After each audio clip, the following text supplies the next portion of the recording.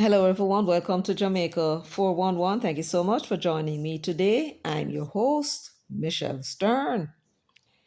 So, we continue with our examination of the Auditor General's report into the happenings at the Universal Hospital of the West Indies. Now, we dealt with other areas in the first two videos. This time around, we're going to be looking particularly at two things. One, where the Auditor General said that in one instance, the broker that was used was not the broker of the UHWI that's contracted to do the clearance at the wharf. And we're going to see what we can discover, if there's anything in that. The next thing we'll be looking at is what it was that the CEO, the present CEO, said about the dialysis machine that came in. That makes for very interesting reading. And I am telling you, I am puzzled by it even now. So let us get straight into it. So let us quickly explain some terms you would have been hearing for some time now, and we want to be sure that we're on the same page so we understand how important these documents are in terms of the information we're getting from the Auditor General. Now, you've heard about the bill of lading and the consignee and so on. Well, you must be asking, so what is this bill of lading? Well, for clarity, the bill of lading is what it is that you received if you're shipping goods via ship. If you're shipping it by air, it's airway bill. And it is basically a document that is issued by the carrier, the shipping company that's going to be transporting the goods for you. That is the proof that they received the items and in the quantity and the weight that you sent to them. And they also state usually what condition they're in. So that is a bill of lading. It's like a receipt. Now it also lay out the terms and conditions under which the goods will be transported. For example, you have what is known as the CIF, the cost, insurance, and freight. That is determined by the buyer and the seller who will pay it. If it is to be paid by the shipper, it's called CIF. And when it is to be paid by the buyer, the goods are sent FOB, free on board. So it is the buyer who must make sure that the goods insure. And when the cargo reaches Jamaica, it is the buyer who must pay the shipping company for transporting the cargo from the foreign country into Jamaica. So that's it for the bill of lading. Now, the only item that we're interested on the bill of lading is the consignee. We want to know who is the consignee and what is the relationship between the consignee and the goods that are listed in the bill of lading. And it says here, the consignee on a bill of lading is the individual, company, or entity designated to receive the shipment at its final destination, which is in Jamaica, for example. So the consignee, as the authorized recipient, they hold a legal right to claim the goods and are typically responsible for customs clearance, import duties, and taxes. So that's who the consignee is. It is their goods. That's technically what that is saying. And it is to them that the goods is supposed to go, not to anybody else. So the key aspects of a consignee and the role they play, they are usually the receiver, often either the buyer or an agent that is acting on behalf of the buyer, or they may well be acting on behalf of the shipper.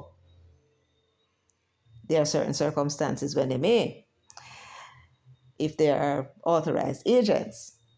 Then now, they are formally identified in the bill of lading as the consignee. There's a field for that.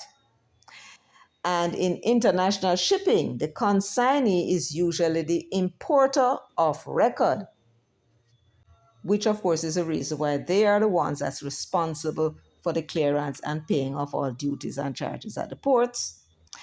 And it says that they have the right to inspect the cargo upon arrival. And if there's an issue with the cargo on arrival or in transit, they have the right to file claims for loss or damage. So now you understand who the consignee is and their relationship to those goods that are listed on the bill of lading.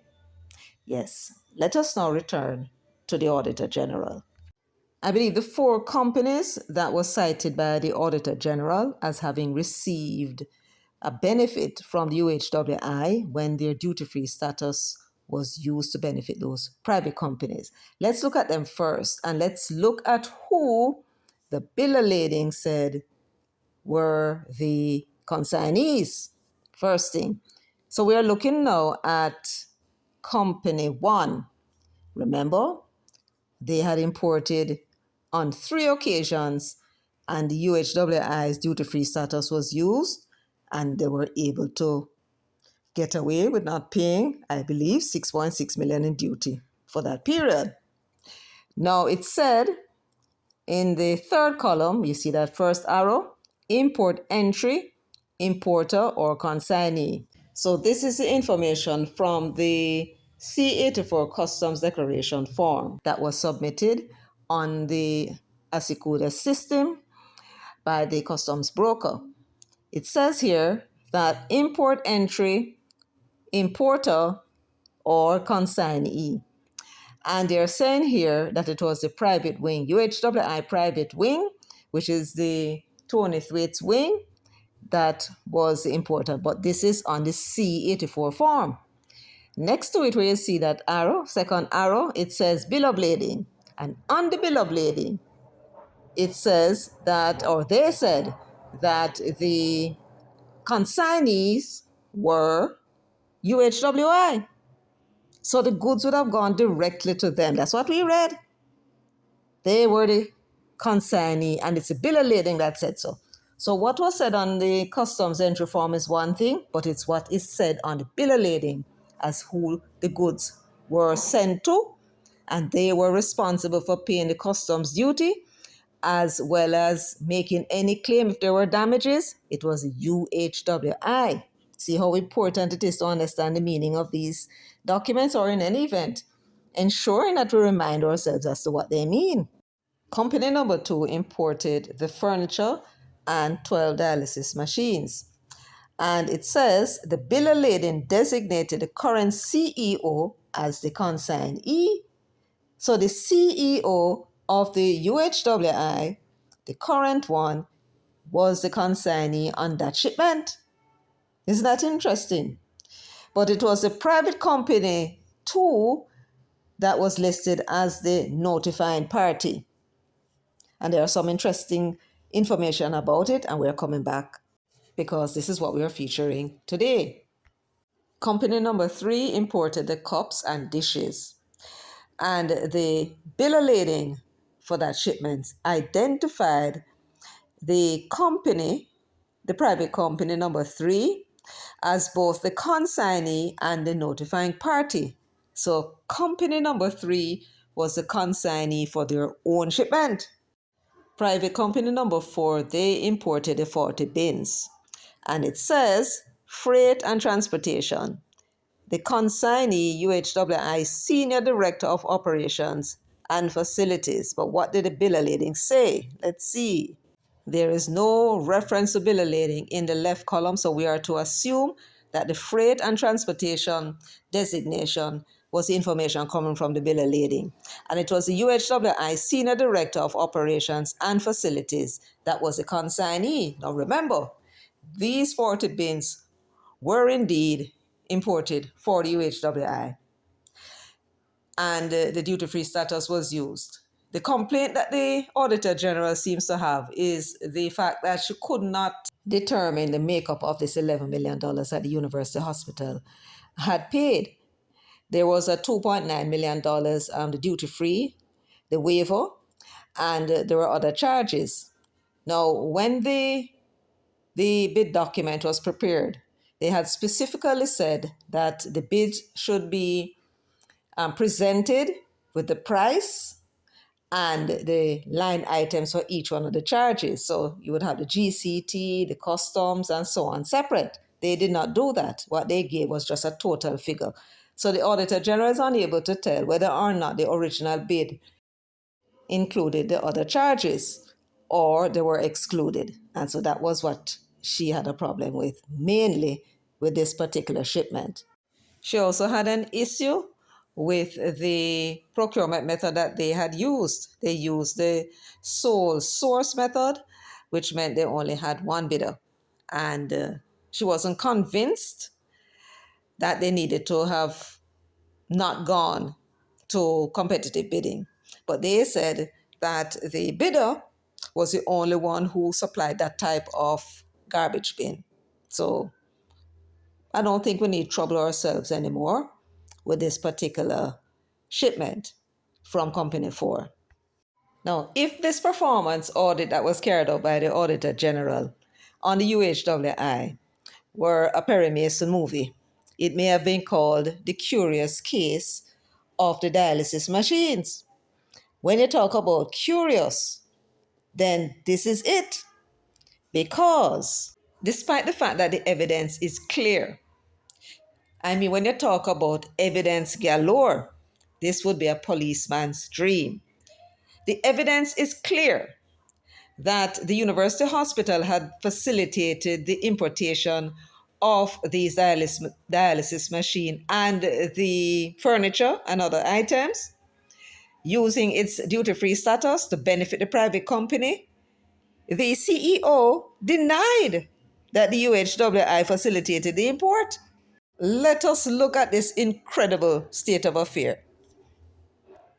The Auditor General began her reporting on Company 2, Private Company 2, where it says improper use of tax exemption to secure $10.1 million tax waiver for Company 2, Private Company 2.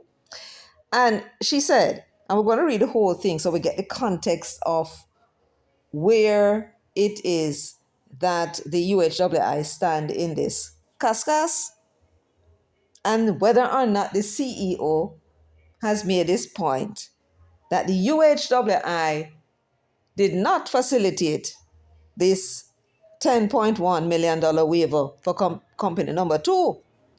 It says the UHWI misused its tax exemption status to facilitate the importation of office furniture and medical equipment with CIF valued at approximately $40.6 million for private company number 2.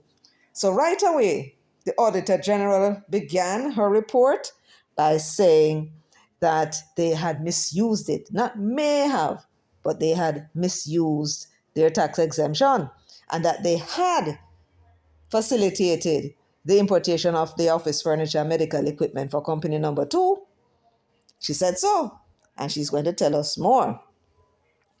This led to private company number 2 benefiting from a tax relief of $10.1 million. Our review, in other words, this is what we found with the documentation that was put before us. That's what she's saying there. Our review highlighted discrepancies and conflicting information across multiple customs and shipping documents. I mean, the UHWI need to fire this broker because they're just not paying attention when they're putting the information into the Asikuda system. The customs entry document dated February 1, 2024, almost 2 years after the former CEO left, listed UHWI Private Wing as the importer and the name of the former UHWI CEO noted as the responsible party for financial settlement, despite that the former CEO employment ended in November of 2022. And remember, we had discussed that before, that since it's the customs broker alone that has the authority to enter into the customs Asikuda system to upload the documents, including that letter from the UHWI declaring its duty-free status, it must have been him and him alone who uploaded the incorrect document to the site. What we had speculated on, and we feel sure that when the investigation is done, that is more than likely what they will find, is that the CEO, the former one and the present CEO, may have sent undated, signed letters to the customs broker for easy facilitation for him just to upload it to the website whenever it is that they're about to clear items. Instead of putting in the letter from the current CEO, he occasionally seemed to have made the error of putting in the old CEO's declaration, and that is what caused that confusion. So let us continue. The conflicting information continues where the Customs Declaration C-84 dated February 1, 2024 identified UHWI as the importer. This document reflected the current CEO's name and signature. We're going to call that evidence 1. So the customs declaration form, the C-84 that was uploaded to the website by the broker, it had on it the current CEO's name and his signature as well. That's what the Auditor General said. And we're going to call that evidence 1. Now, it went on to say, the document reflected the current CEO's name and signature, declaring that all particulars are true and correct. Of note, the customs entry document bore the name of a custom broker that is not the contracted broker of the UHWI. So it was a different broker that had handled the documents. And that now is very interesting. Because remember how we explained how the system works? The person was clearly a custom broker. So for him to be able to handle documents for the UHWI in the Asikuda system, he would have had to have his own login and password. And for him to do so, somebody in the organization, the UHWI, would have had to approve it. The big question is, who in the UHWI had given this broker the authority to clear goods on their behalf? Was he an assistant to the broker that they had contracted? If he was, then he would have been acting on that broker's behalf. No, the Auditor General never said so. So this broker was clearly a different person. The question is, who is he? Where did he come from? Since they had that the private wing was the importer, is it possible that he was the broker for the private wing? The Auditor General did not identify him as such. So where did this new broker came from? It's important because on the customs document, it said that it was the CEO, the current CEO, who was the consignee. So here we have the CEO as a consignee, we have a different broker, and we have the CEO saying that these items, the dialysis machine, among others, they were not facilitated. The importation of them were not facilitated by the UHWI. When the investigators begin to look into the matter, I'm sure this is something that they would want to look at. At 1.2.3, it says, the imported items were supported by a UHWI undated declaration letter reflecting the name and signature of the former CEO. This is evidence number 2. So, this is evidence that the UHWI had submitted a declaration letter, an undated declaration letter. Who would have done that? The broker. He was the one who would have submitted by uploading it to the Asikuda website to facilitate the clearance of the goods. So that is evidence number 2. Never mind whose signature this says on it, right? Evidence number 2, that the UHWI's declaration letter was used to facilitate the customs duty being waived in order to bring these items in duty-free. So let me write that down. Next, it says, the declaration letter certified that the goods entered hereon are imported solely for the UHWI and indicated that the import duty is exempt via the University Act, so and so, and then they talk about the GCT was zero rated. She went on to say, additionally, the bill of lading, the bill of lading designated the current CEO as the consignee, right? So have him down. And private company number 2 as the notifying party.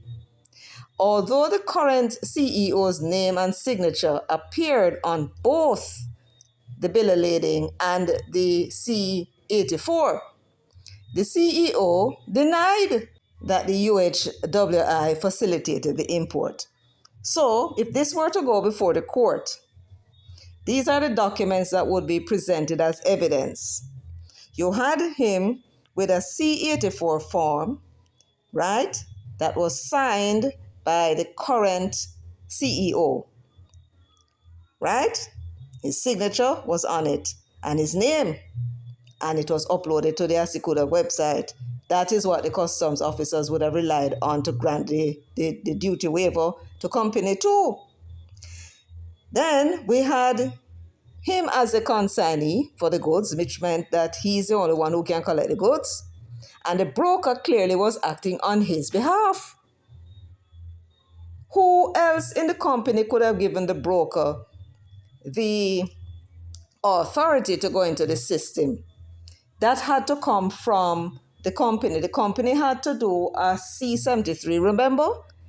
Send it to the customs, and that C-73 gives the customs broker the authority to act on behalf of the UHWI. So all the investigators would need to do is to go and look and see who was it that signed that C-73 form, giving the second broker the authority to clear goods on their behalf. And they would have had their man.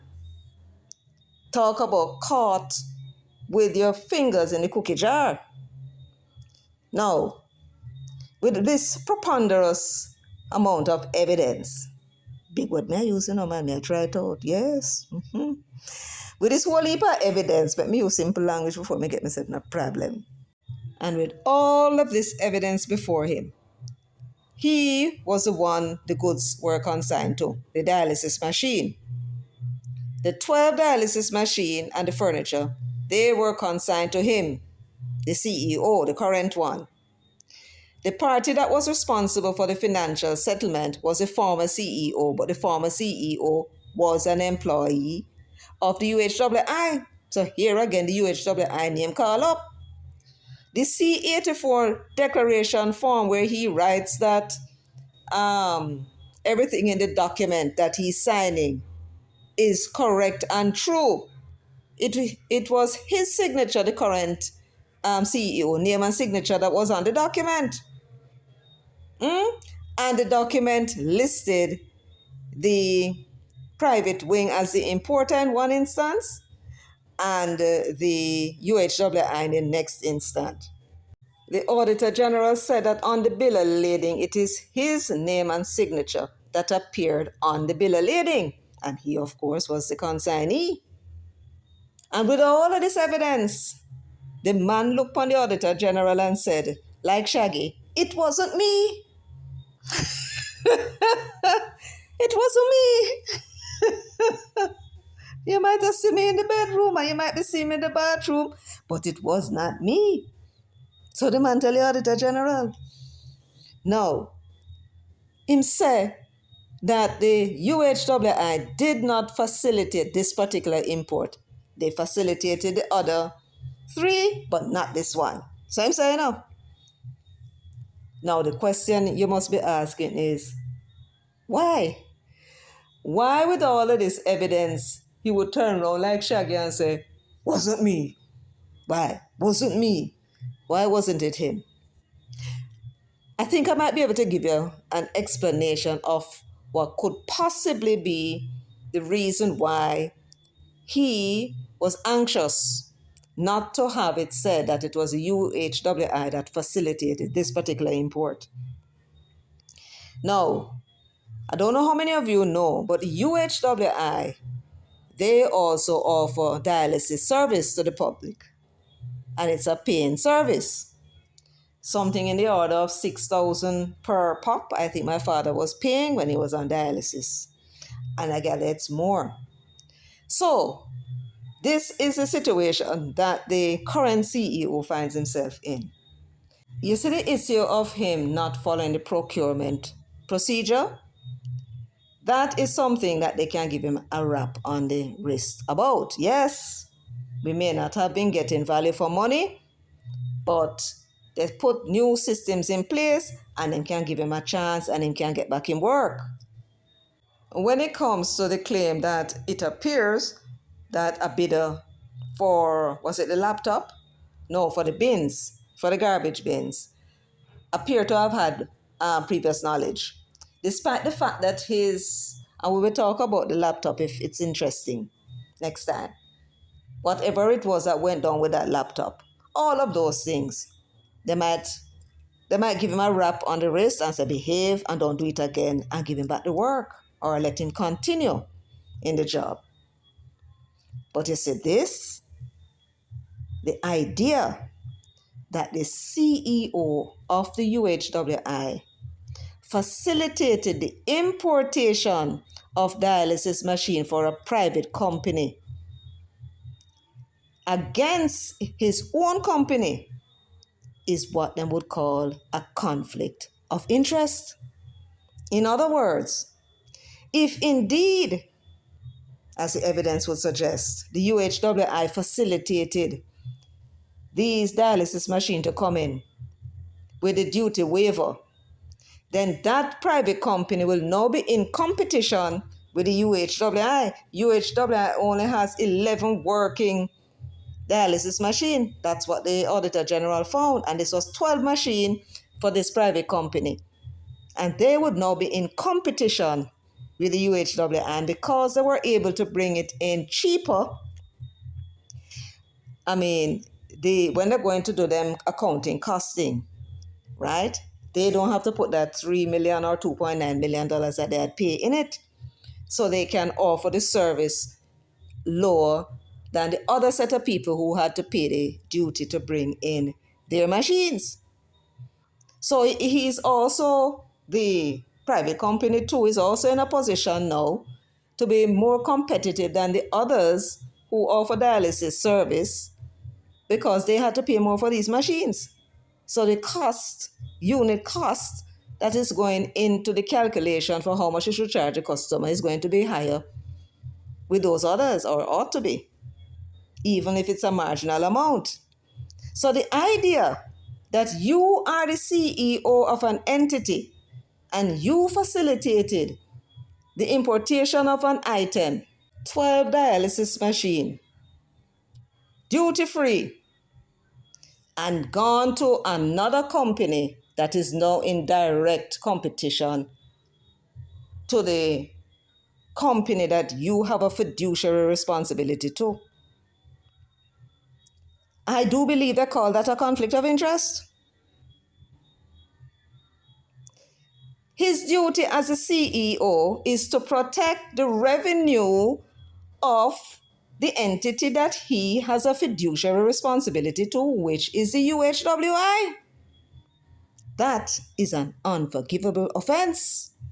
And that is what they would let him go for sure. So when the Auditor General buck up, because she never had to buck it up, She never had to buck it up. But when she buck it up, him had to say something. And the only thing him could say is that the UHWI did not facilitate the importation of the 12 dialysis machine. And what did the Auditor General say?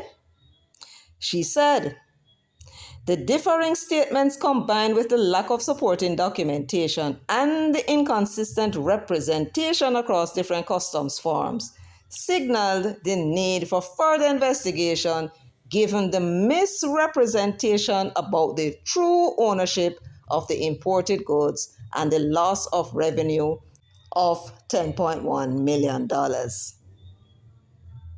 The Auditor General is an auditor Her duty is to report facts, and it may not be prudent for her to cast judgment.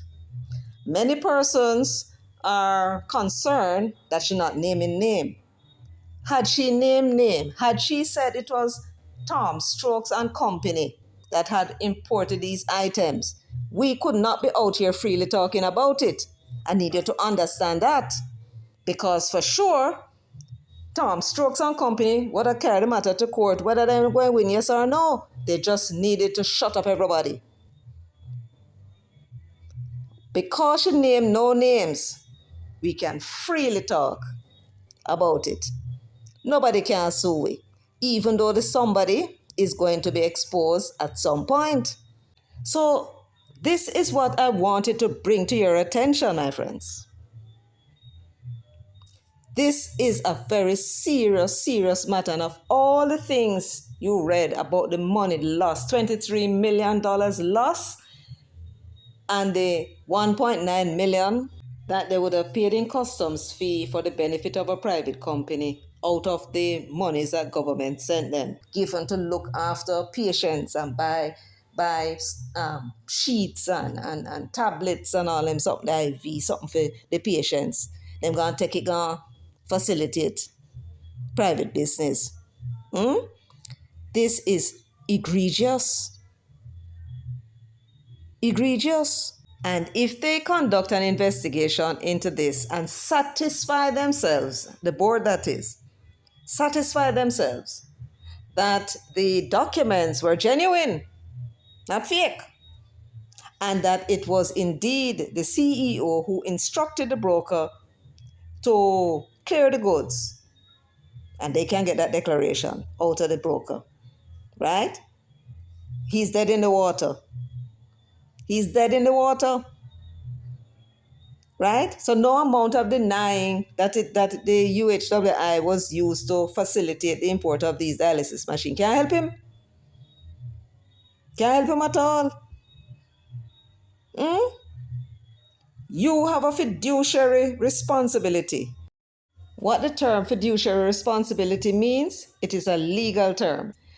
It is the legal and ethical obligation of a party, the fiduciary, to act in the best interest of another party, the beneficiary or principal. The UHWI is a principal that them employ. It demands the highest standard of care, requiring loyalty, prudence, and the avoidance of conflicts of interest when managing assets, money, or decision making. Mr. CEO, make we talk a little bit.